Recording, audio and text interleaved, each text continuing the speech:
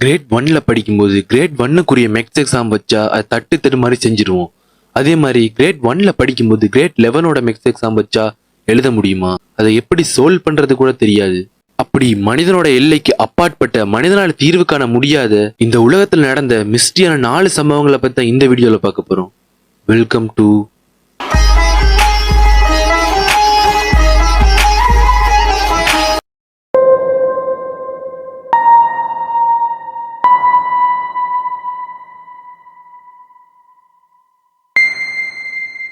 1948 orange மேடன்னு சொல்ற touch ship. இந்த கப்பல்ல இருந்து நாங்க ஆபத்துல இருக்கோம், எங்களுக்கு உதவி தேவைன்னு ரேடியோ ஆபரேட்டர்ல இருந்து பக்கத்துல இருந்த கப்பலுக்கு உதவி கேட்டு செய்தி அனுப்புறாங்க.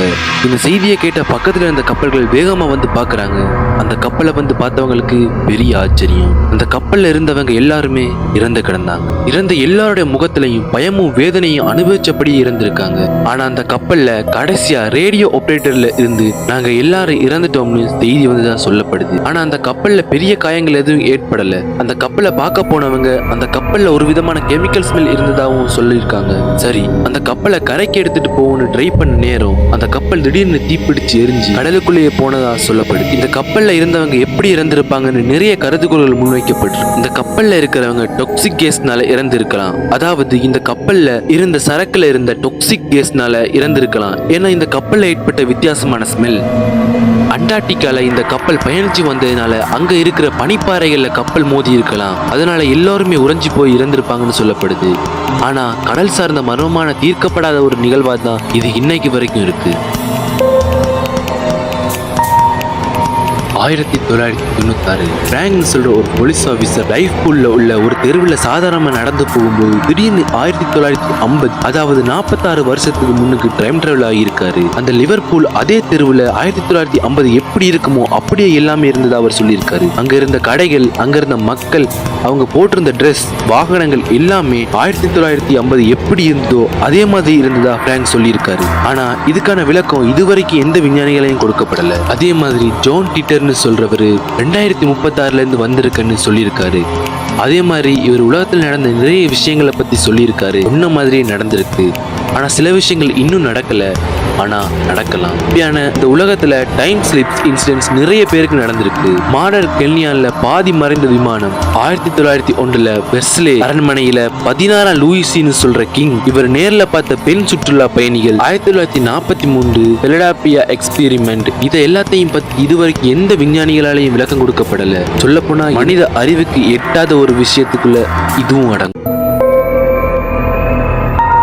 இந்த உலகத்துல ஒரு பிறவியிலே இந்த உலகத்தை வெறுத்தணும். ஆனா போலாக்னு சொல்ற இந்த ட்வின்ஸ் திரும்பவும் பிறந்திருக்காங்க. அதாவது மறுபிறவி. 1957 ஜோனா போலாக்னு 16 வயசுள்ள ஒரு பெண்ணும் ஜாக்குலின் போலாக்னு 6 வயசுள்ள ஒரு பெண்ணும் இங்கிலாந்துல எக்ஸம்னு சொல்ற இடத்துல வாழ்ந்திருக்காங்க.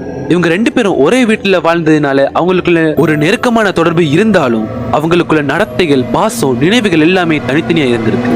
மே 5, 1957 இந்த 2 பேரும் வழக்கம் போல ஸ்கூலுக்கு போகும்போது தவறுதலா கார் ஆக்சிடென்ட்ல 2 பேருமே இறந்துடுறாங்க. தன்னோட 2 குழந்தைகளை இழந்துட்டோம்னு பெற்றோருக்கு பெரிய கவலை. இப்படி இந்த சோகத்தை விட்டு வெளியே வந்தவங்க 1958 அவங்களுக்கு ஜெனிஃபர் ஜெலியன்னு சொல்ல ட்வின்ஸ் பிறக்கிறாங்க. அதனாலதான் பெரிய ஆச்சரியம்.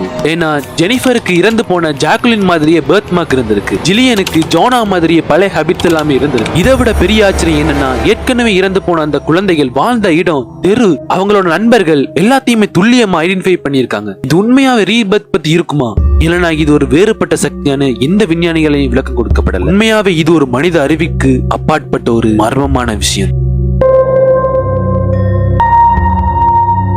1587 ஜான் வைட்னு சொல்றவர் 115 பேர் கொண்ட ஒரு குழுவை உருவாக்கி அமெரிக்கா ரோனாக் ஐலாண்ட்ல 115 பேரையும் கொண்டு வந்து காலனி அமைக்கிறாரு.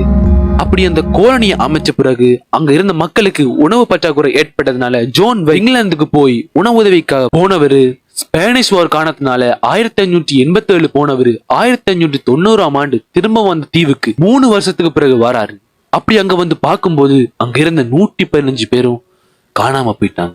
ஆனா அங்க மக்கள் வாழ்ந்ததுக்கான வீடுகள் எல்லாமே இருந்திருக்கு. ஆனா மக்கள் யாருமே அங்க இல்ல. இந்த உலகத்துல மிகப்பெரிய மர்மங்களுக்குள்ள இந்த ரோனாக் காலனி மர்மம் மிகப்பெரிய இடத்தை பிடிச்சிருக்கு. இந்த 4 சம்பவங்கள்ல எந்த சம்பவத்தை பார்த்து நீங்க ஆச்சரியப்பட்டீங்கன்னு கமெண்ட்ல சொல்லுங்க. ஒன் ரிக்வெஸ்ட் கைஸ், இந்த வீடியோவை பாக்குறீங்கன்னா சப்ஸ்கிரைப் பண்ணிட்டு ஷேர் பண்ணிட்டு லைக் பண்ணிருங்க. ஏன்னா ஜூலைக்குள்ள நான் 1 சப்ஸ்கிரைபர்ஸை ரீச் பண்ணணும். ரீசன் ஜூலை சொல்கிறேன். see you again guys.